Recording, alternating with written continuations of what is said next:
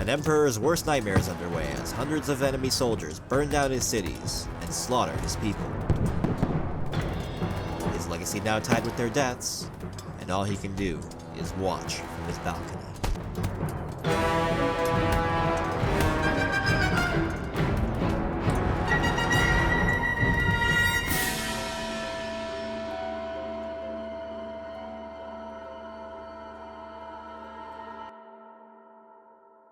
Fear and death. Strength and control. This is the way of life on the islands of the Duteran Empire.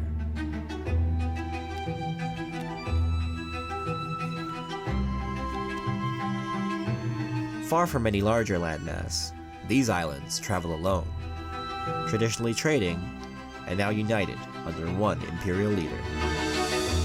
Just south of the main island is Erovan, a people scarred from war, forced to comply with the Empire. To the north is Yaris, a loyal island run by an oppressive leader who feeds off his poor, a common marker of the Duterans. In the center of wars between the capital Mavisa and the province of Moduvi is the Emperor's Palace, the beating heart of a system that is now being passed down to young Valeran, the only child of the man who built the Duteran Empire. These islands are now his, and the people look up to him for guidance. His legacy has now begun. In the following years, many of the poorer citizens of the Empire found themselves stuck in poverty. Emperor Valeran and his wealthier friends from Yaris would enjoy large feasts, as greed quietly festered in the streets. The largest province on the Moors, Moduvi, was under control of Alarai, cousin to the Emperor. Like most of his people, he was loyal to the old Emperor, and despised watching his immature son flail around with such power. Under the cover of darkness, fights broke out in the southern provinces of Moors.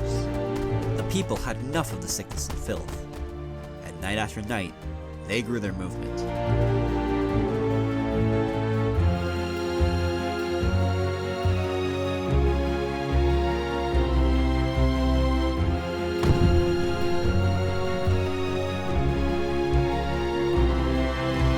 Emperor Valeran took no interest in confronting these issues, choosing instead to wait out the protests. Meanwhile, Alarai of Moduvi traveled to Erovan, an island dripping with hate for the Empire. He struck a secret deal with the leaders of Erovan to set their island free in exchange for soldiers to topple Valeran's empire. The Erovan alliance was formed, and hundreds of people boarded ships to attack Moors.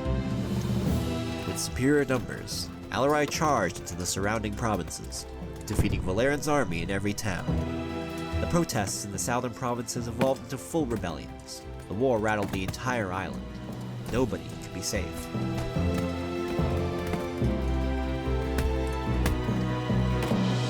But when Alarai's men broke into the Emperor's palace, Valeran was gone.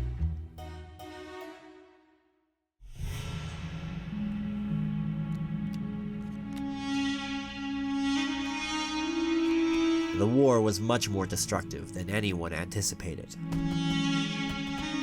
The power vacuum left loyal citizens of the Empire at the mercy of enemy soldiers. Over the coming weeks, squads erased any remaining loyalists, leaving nothing but a charred landscape and abandoned buildings.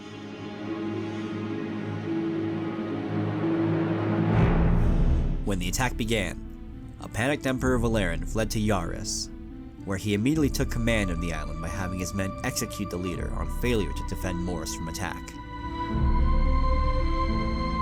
The rest of Yaris, and the remaining Imperial soldiers, dug in for a final fight. Few of the soldiers that left Erovan to fight with Alarai came back. Trust in the Erovan alliance soured overnight, and Erovan fell into a deadly civil war.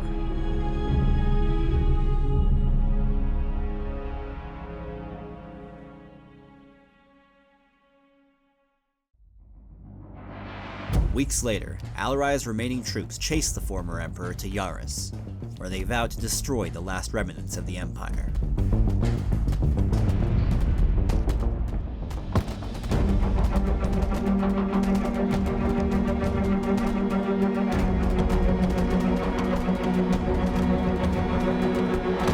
At the castle, Alrai chose to kill his cousin himself, but Valerian had one last trick up his sleeve.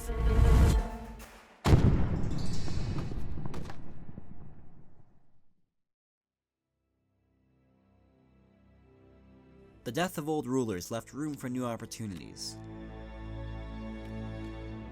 To heal, to grow,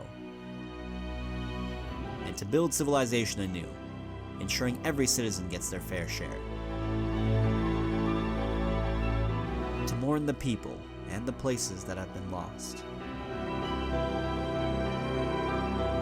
To plant the seeds that will feed generations to come. This time things would be different.